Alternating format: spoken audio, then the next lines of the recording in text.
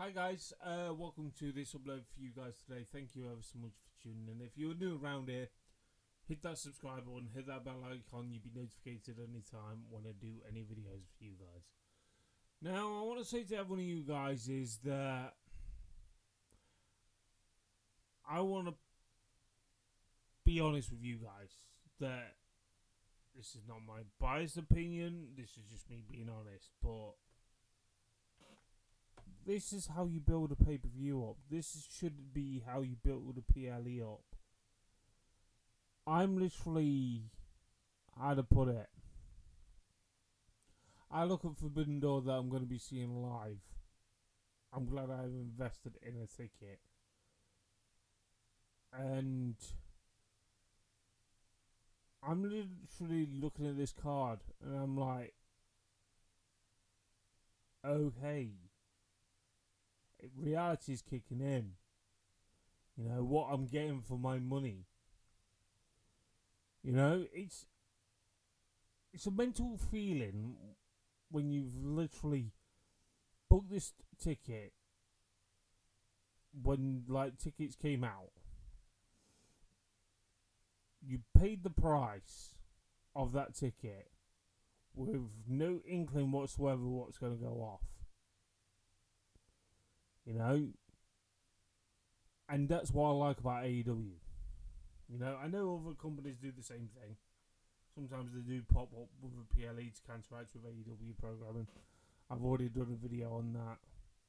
I've already done a ChatGPT interview. Please check that out.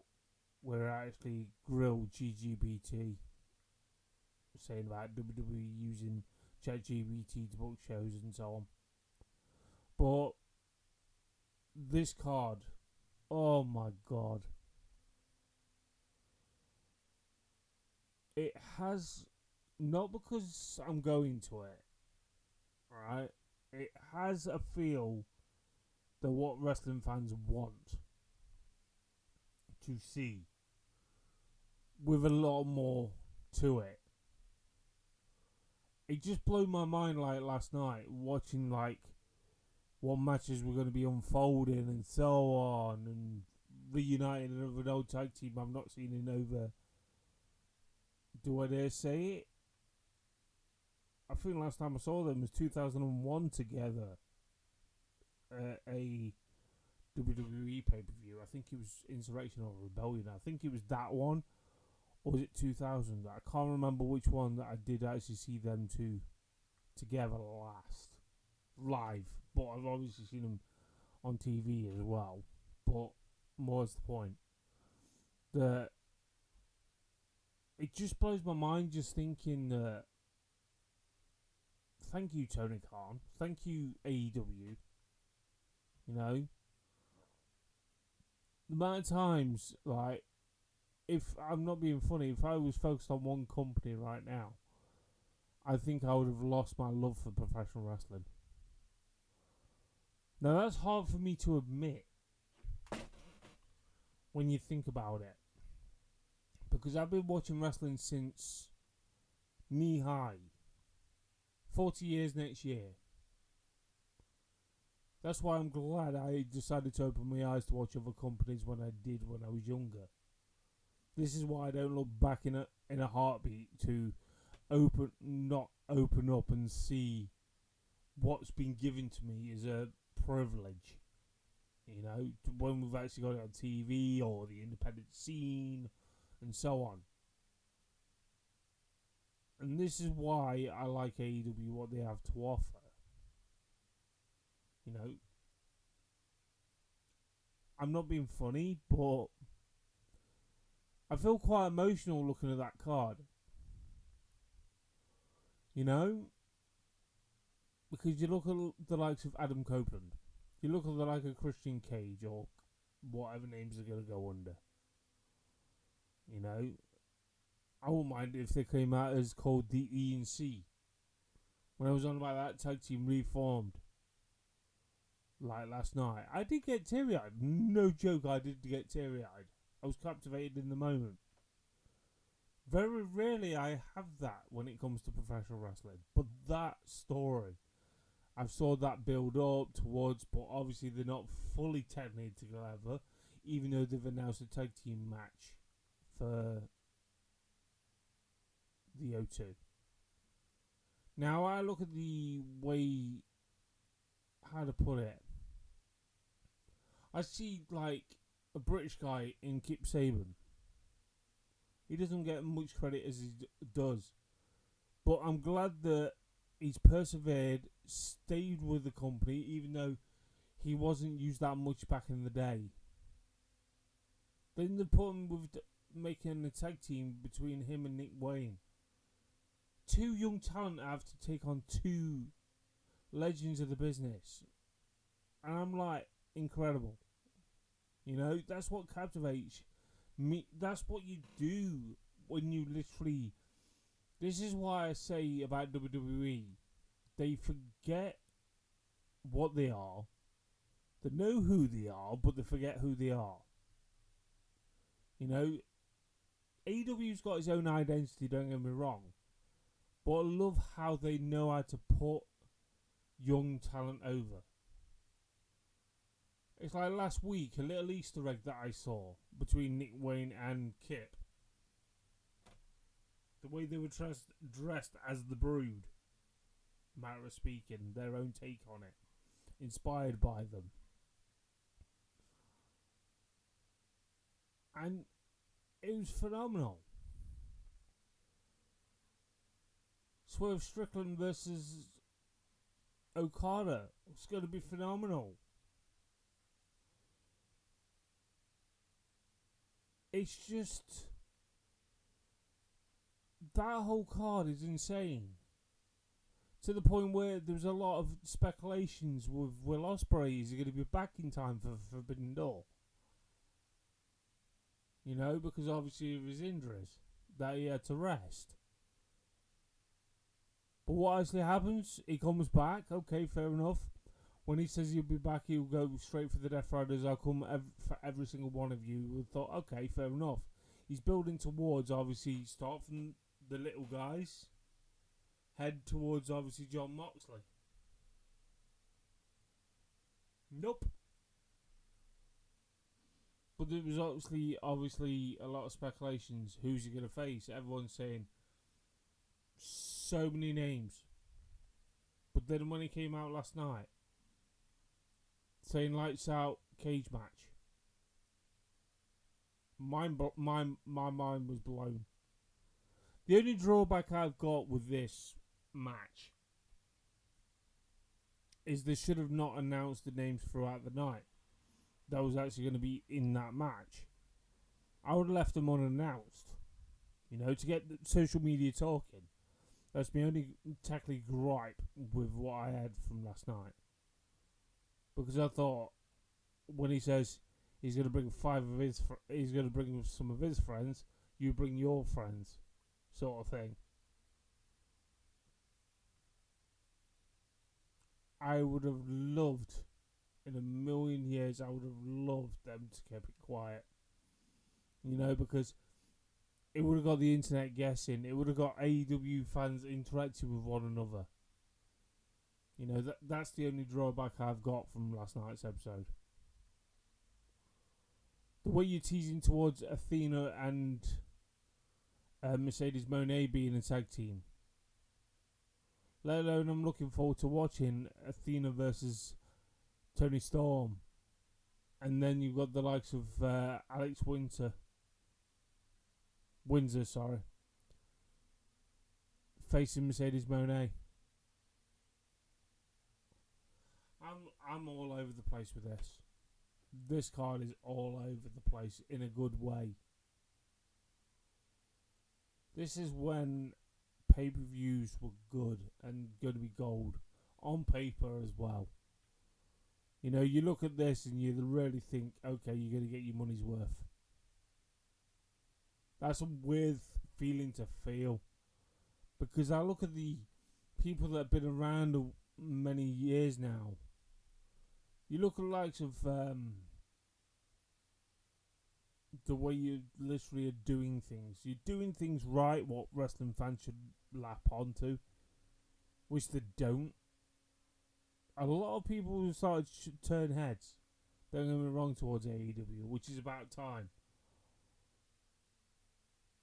Because I feel like when I watch the weekly product, when I say about a big company missing so much, missed opportunities, possibilities, promote young talent, they don't latch on to it. They do not seem to listen until about 2-3 years later, when they're not actually sort of relevant anymore. And that's me not disrespecting the talent.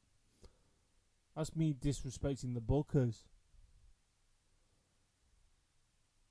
Because the only way all I see is at the moment that people are, what I would say this is overshadowing what people are doing on AEW at the moment. It's about carrying Cross, Killer Cross, whatever name he's going to go under. Because he did an interview, he's not re-signed because they didn't offer him a contract with Scarlett Bordeaux. That's the main talking point at the moment. And that proves to me, I'm going to say this, I'm in mixed emotions about him being released or not. You know, because I'll be honest with you, right? How can one guy be left from a company, you know, as big as he is? He's naturally gifted. And a lot of people debating over that. But it's overshadowing what AEW is doing next week at the O2, which sickens me. You know? The thing is with the likes of Karrion Kross, Killer Cross, whatever he was, I do respect him, don't get me wrong. I've already said my piece about how he should be done. How he should be all elite. You know, this will stop all the speculations, where is he off to next and everything. You never know, he could still appear at the O2, like I've mentioned in one of my previous videos.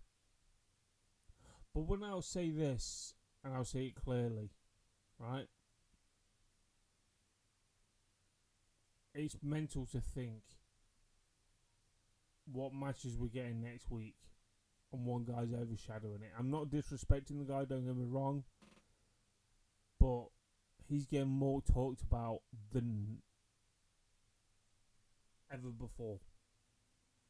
The last time I saw the internet boom when they talked about someone leaving a company and so on like that was AJ Styles. Back in, I think it was 2015, when he literally walked away from Impact Wrestling. You know? And it's mental to think how much that was actually talked about, and to the point where he did independent dates and so on. And then years later he decided to go to WWE. That's the thing, is when it comes to something like that, you know, you need to captivate the moment. You take every moment you need. But when I look at the bigger picture sorry about it, guys. When you look at the bigger picture of it, how could one guy overshadow what people have been doing week by week, building a storyline towards a pay-per-view? It's mental, absolutely mental. You know, this is why I say some fans can be ungrateful for what's given to it, and not giving AEW a chance. You know, I want to point this one thing as well out. That considering the internet hype behind Karrion Kross or Killian Cross, right? That's overshadowed he's overshadowed what happened on the likes of Raw. I didn't watch Raw at all. You know, I'm not fussed about Monday Night Raw or SmackDown at the moment, or NXT. You know, and that's just me being honest with you. But with the release of Karrion Kross, people have been talking about Karrion Kross on the internet, but not following through with their fandom. You know, there's people were saying, "Oh, we want Cross," chanting it, all this lot. They didn't hijack the show, or did WWE change the audio? Now, with AEW, I feel like everything they do at the moment is working for them. They're elevating the women. They're elevating the tag team division. They've got the divisions exactly right. You know, and I'm not expecting 5-star matches. I'm just expecting wrestling and way I've been entertained. You know? And they seem to deliver it perfectly at the moment. No brass tacks about it. You know, you've literally got a bit of everything on Forbidden Door. It's just mental. I'm just sitting back now just to eat. Well, matter of speaking, sitting back, and I'm just thinking about it. I'm like, wow. What a live event. Let alone I've got fucking Pro Wrestling Eve on the Saturday. You know, after my long journey from Nottingham. 7:30 in the morning, my coach is. That's how mental it is. And that's why I'm passionate what I do, and that's why I'm hoping to give you a good vlog, if you know what I mean, for you guys to enjoy. You know, it's just every time when I go to these events, right, I'll be honest with you, I treat them like it's a WrestleMania because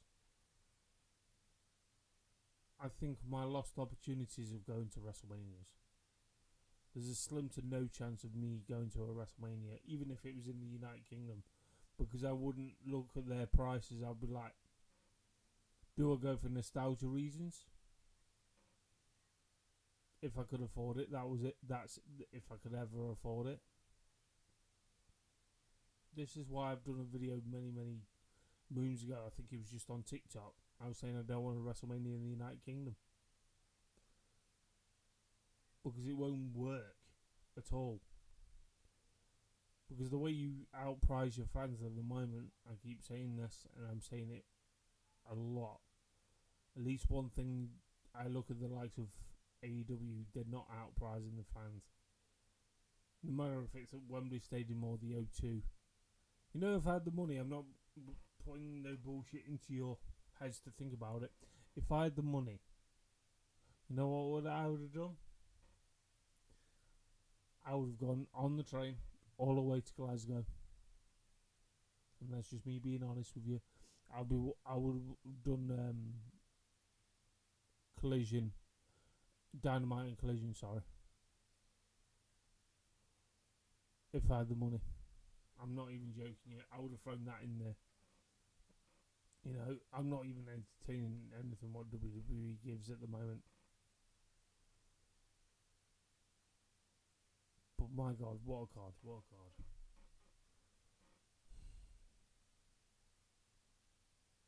It's just fucking nuts. Absolutely nuts. To think what we've got next week at the O2. I'm really looking forward to it. But anyway, guys, I'm off. Keep subscribing. Until next time. Catch you guys later.